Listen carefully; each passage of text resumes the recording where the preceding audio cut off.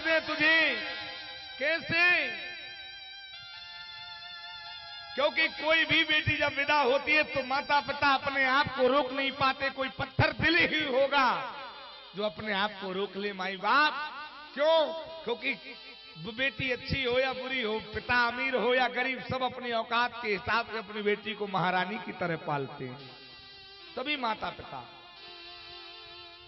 और आंगने में खेलने वाली 20-21 साल तक कलेजे के टुकड़े को अपन ने अपने पास रखा और पढ़ाया लिखाया, और परमात्मा ऐसा युग बना दिया कि 20 और 21 वर्ष की आयु के बाद में हम अपनी बेटियों का विवाह करते हैं।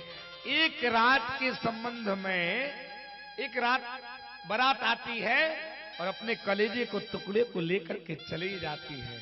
तो विचार कीजिए, जिस बेटी पर कल तक हमारा पूर्ण अधिकार था, जाने के बाद में उस बेटी पर हमारा क्षण मात्र अधिकार नहीं बचता। वो बेटी अपने मन से 4 दिन अपने पिता के घर ज्यादा नहीं रुक सकती। एक बार अगर लिवाने आ जाए तो बेटी को जाना पड़ता है। हम घर से बाहर 4 दिन के लिए जाते हैं ना, या 10 दिन के लिए, कितना सारा सामान पैक करके लेके जाते हैं।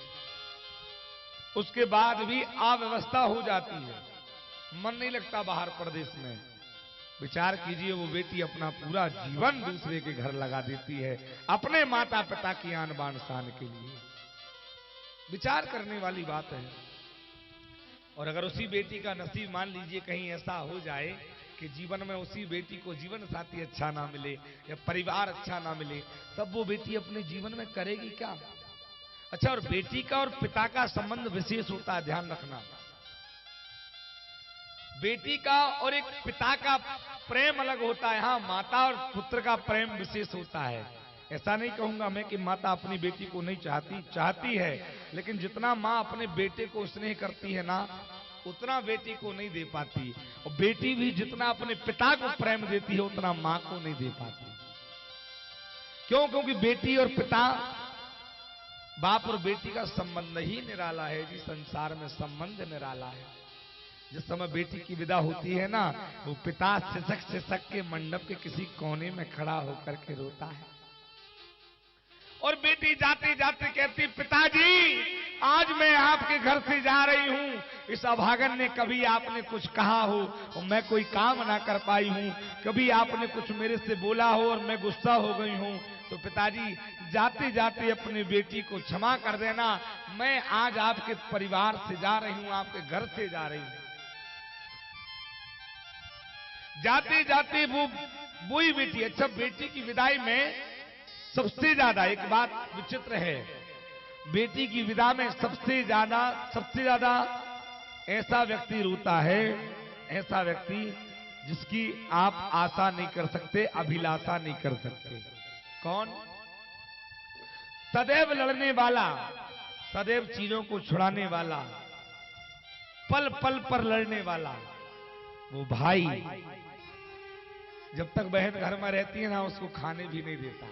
इधर से आएगा तो मारेगा, उधर से आएगा तो मारेगा, उसकी चीजों को उठा उठा के पटकेगा, है ना। लेकिन जब बहन की विदा घर से होती है ना, माई, बच्ची हो या ये बैठी है ना माई, आज भी इनके भाई इनको सामने पढ़ते होंगे ना, तो अलग ही प्रेम विदा होती है। और जब वो बहन अपने भाई की कलाई को पकड़ के कहती है, भैया, ओ भैया, देख भैया, आज मैं तेरे सुखी संसार से जा रही हूं, आज मैं तेरे घर से जा रही हूं, अब तेरी चीजों में बंटवारा करने वाला इस घर में कोई नहीं होगा, तू चिंता मत कर, अब तेरी चीजों को छुड़ा के खाने वाला इस घर में कोई नहीं है। देख भैया, मैं तेरे घर के पूरे सामान को जैसा का तैसा छोड़ के जा रही हूं, और भैया मैं तो तेरे घर से यहां तक कि अपने माता पिता को भी तेरे पास छोड़ के जा रही हूं। बस तू इतना ध्यान रखना कि मेरे माता पिता को कभी कष्ट मत होने देना।